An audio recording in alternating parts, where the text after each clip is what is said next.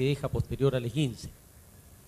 Es así como un esguince del peroneo astragalino anterior se recupera bastante bien y no necesitaría gran apoyo. Sin embargo, una pérdida de la diástasis tibia peronea, una rotura del tibio peroneo inferior, superior o fascículo anterior del ligamento del tobillo por interno, sí nos va a dejar una microinestabilidad que lleva a varias alteraciones. Una, el ascenso de la cabeza del peroné. Dos, la lateralidad del astrágalo y la anteriorización del mismo. Por lo tanto, hemos visto que con el tape, si bien es cierto, de alguna manera podemos fijar en este tibio peroneo inferior con la diástasis, darle mayor seguridad.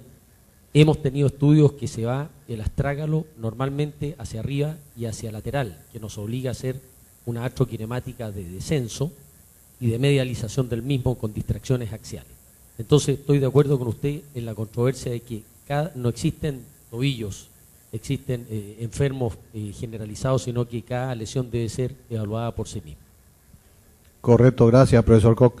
Sí, también comentarle a todos los participantes que el esguince de la sindesmosis, que estaba comentando el profesor Koch, es una eventualidad, afortunadamente, de una estadística bastante baja, pero cuando se presentan, cómo nos hacen realmente rompernos la cabeza, ¿verdad? Y el deportista igualmente presionando porque realmente no está obteniendo los resultados que ve él, que en otros esguinces convencionales de sus compañeros lograron salir adelante.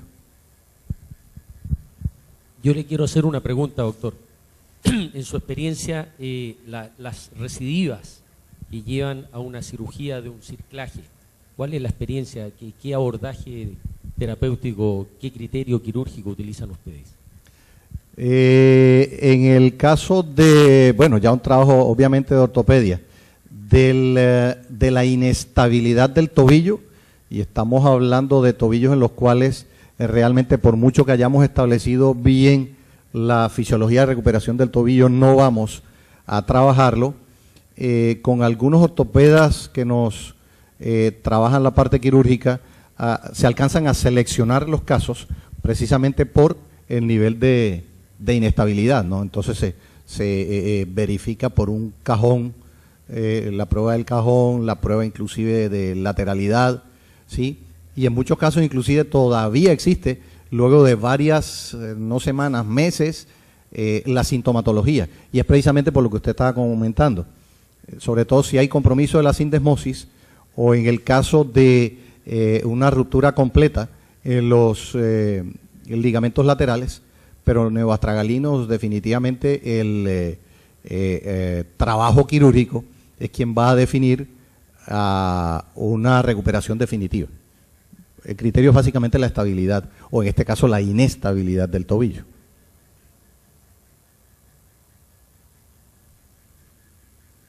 ¿Alguna otra pregunta? Continuamos. Muy bien. Vamos entonces, yo quiero también hacer un reconocimiento a la Universidad de San Buenaventura, a la Facultad de Salud en este caso, porque el esfuerzo que se hace para desarrollar este tipo de actividades muy necesarias y muy oportunas, sabemos que es grande, es un esfuerzo financiero, logístico, técnico, profesional, personal, etcétera, y realmente eso es loable y vale la pena comentarlo. En la clasificación y manejo de las lesiones musculares en el deporte, vamos igualmente a presentarles una visión integral. Esta lesión, mucho más que la anterior, tiene más aristas, tiene muchos más aspectos a tener en cuenta y se diferencia inclusive muchísimo más que en personas no deportistas, en personas sedentarias. A la chica que ven ustedes en pantalla, no sé si alcanzan a reconocerla, de pronto las pesas no es tan popular como el patinaje, pero igualmente nos ha dado muy buenos logros, ¿verdad? ¿Quién dijo que es? Rosemary, ok, correcto. Una de nuestras pesistas estrellas. Entonces, el desgarro muscular, la lesión muscular por antonomasia, es un tejido elástico, es un tejido susceptible y vulnerable. dentro de la práctica deportiva, dentro de la práctica laboral de alta intensidad, y sabemos que hay trabajos en las fábricas de alto riesgo por el tipo de actividad que realizan, y aún gente en su trabajo de transporte, gente que utiliza, por ejemplo, el ciclismo en su momento, puede estar la bicicleta como medio de transporte. Todas estas personas que, aunque no son deportistas, se comportan como tal, son susceptibles de que puedan sufrir una lesión de tipo desgarro muscular. La solución de continuidad hace que se pierda precisamente el enlace entre todos los componentes que van encadenaditos y que definitivamente el trabajo específico de la contracción se vea interrumpido. En su presentación clínica tenemos un dolor local, y extendido en la medida en que el músculo está tratando de hacer algo que realmente no le permite en un punto crítico. El edema, y que muchas veces depende también de la extravasación de sangre o hematoma, que es variable dependiendo de la localización y del músculo afectado como tal. La hipertonía, que en un momento dado puede tener un paciente, no todos lo tienen. La incapacidad funcional es definitiva para ejecutar movimientos muy sencillos en la fase aguda por el dolor, pero sabemos que es por la interrupción que en mayor o menor grado se ha producido de la fibra muscular. El defecto palpable se observa en los de tercer grado. Ahorita vamos a verlo.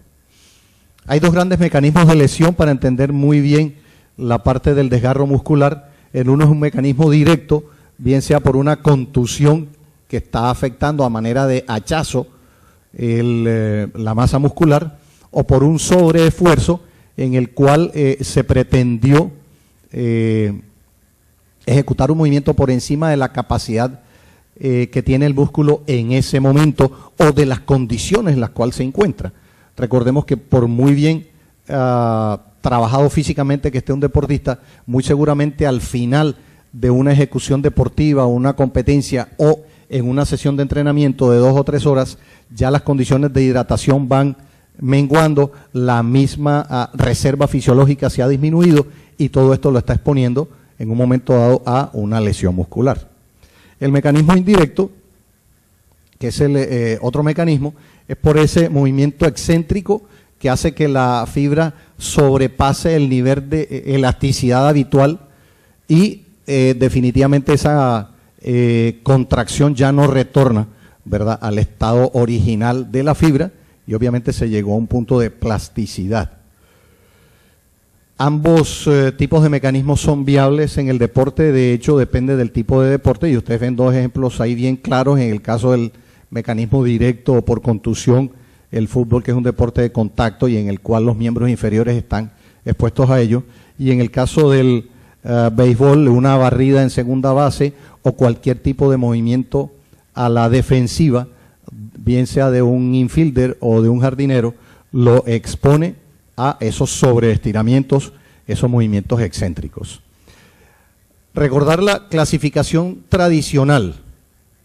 Es muy clínica, todavía tiene, pudiéramos decir, el primer lugar en utilización, pero vamos a ver otras propuestas y otras opciones que se vienen manejando.